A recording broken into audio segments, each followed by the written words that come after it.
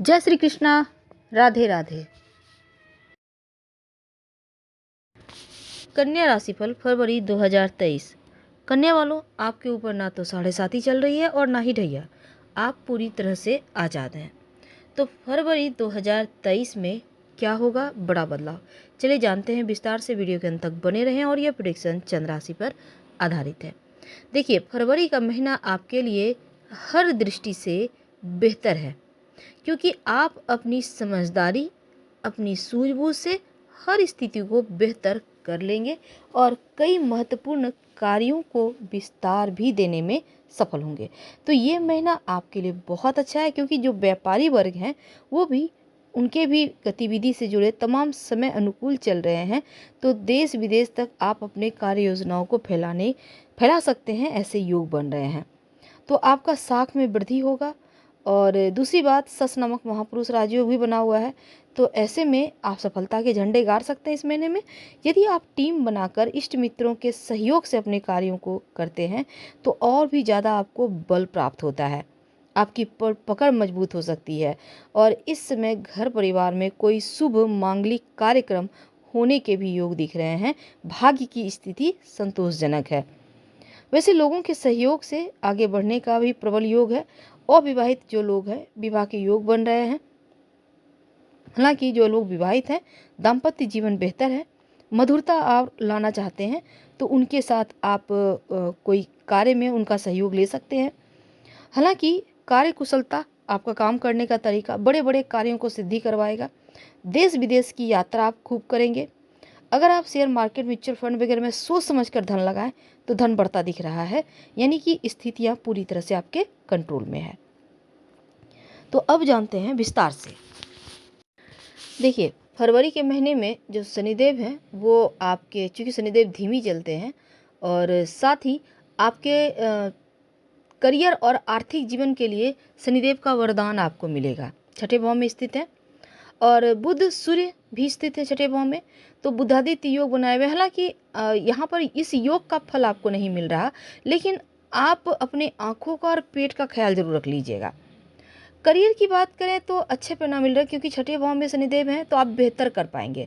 आप जो भी करेंगे ऑफिस में, आपको कोई भी टारगेट मिलेगा, आप बेहतर तरीके से उन चीज़ों को बेहतर कर पाएंगे। प्रदर्शन अच्छा होगा, आपका सीनियर प्रसन्न रहेंगे। और महीने के पहले भाग में सूर्य बुध जो है ना एक साथ है, तो यहाँ पर क्या होगा, छोटी मोटी बाधाएं डालेंगे, लेकिन शनिदेव यहाँ पर हर कार्यों को बेहतर तरीके से पूरा करवाते नजर आएंगे। तो थोड़ा सा दबाव है। आठवें भाव में राहु है, दूसरे भाव में केतु है। तो आपके जो सहकर्मी हैं, आपके जो वरिष्ठ लोग हैं, उनके साथ एक सामंजस्य को आपको बनाकर चलना होगा, क्योंकि छोटी मोटी समस्या अगर होगी 3 ही लोगों की तरफ से। सातवें भाव में बृहस्पति हैं और यहाँ पर लग्न पर दृष्टि है बृहस्पति। करियर की हर बाधा को बृहस्पति अकेले ही दूर करने में सक्षम दिखते हैं। तो वो अकेले आपका बचाव करते हर समय नजर आएंगे। अगर आप खुद का व्यवसाय कर रहे हैं तो इस महीने में 80% भाग्य साथ देगा।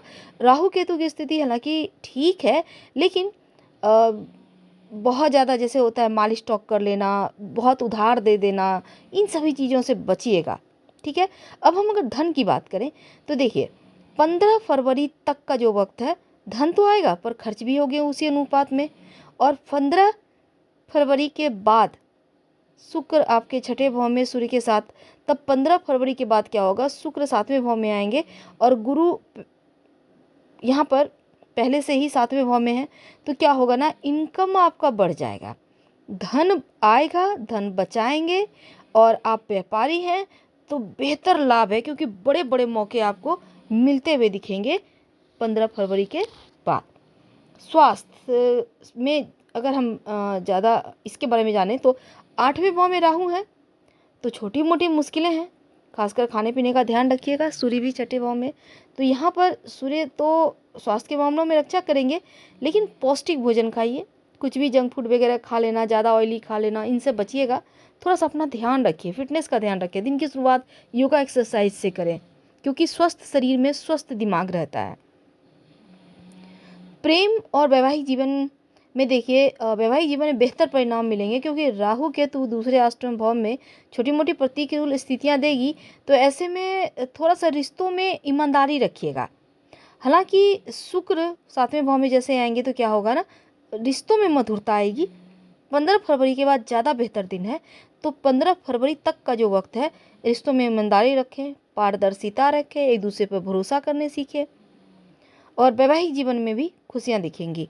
संतान प्राप्ति के योग 15 फरवरी के बाद बन रहा है। पारिवारिक जीवन में देखिए दूसरे और अष्टम भाव में राहु केतु, तो क्या होगा ना, सकारात्मक नकारात्मक दोनों ही तरह का फल देंगे।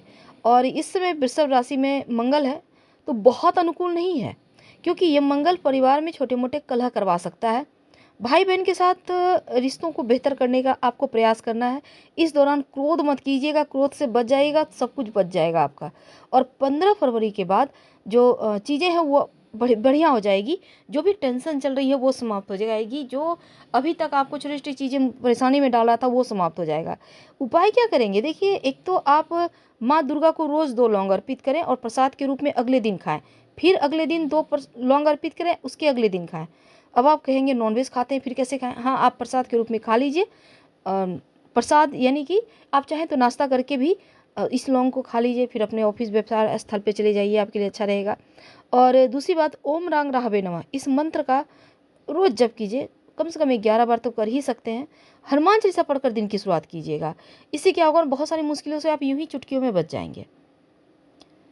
तो आपके लिए हमने बात की कि फरवरी का महीना कैसा रहेगा। अब जानते हैं जो विद्यार्थी हैं उनके लिए कैसा रहेगा, क्योंकि बच्चों को ज़्यादा इंतजार रहता है, पढ़ाई लिखाई है, एग्जाम है।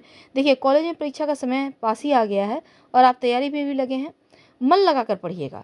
हालांकि दोस्तों के साथ घूमने फिरने का भी प्लान बनेगा, लेकिन आप ज़रूरत से ज़्यादा घूमेंगे तो पढ़ाई लिखाई में अड़चनें आएंगी। तो पढ़ाई में मन लगाइए, खेलकूद में ज़रा कम मन लगाइए। जो कार्य करेंगे उसी में मन लगेगा, हमेशा जानते हैं आप। अब सरकारी परीक्षा की अगर आप तैयारी कर रहे हैं, कंपटीशन है एग्ज़ाम देने की, तो देखिए आप पढ़ाई से मन भटकता दिखेगा। मार्ग से ना भटकें, इसलिए आपको रोज़ गायत्री मंत्र पढ़ना है, कम से कम 27 बार, ताकि आप सही समय पर सही डिसीजन ले पाएँ और टीचर का, सीनियर जो हैं उनका मार्गदर्शन लेते रहें। सतर्क रहिए, ठोस निर्णय तभी आप ले पाएंगे। आपका स्वास्थ्य के मामले में खासकर थोड़ा सा ध्यान तो रखना ही होगा और सावधान भी रहना है आपको।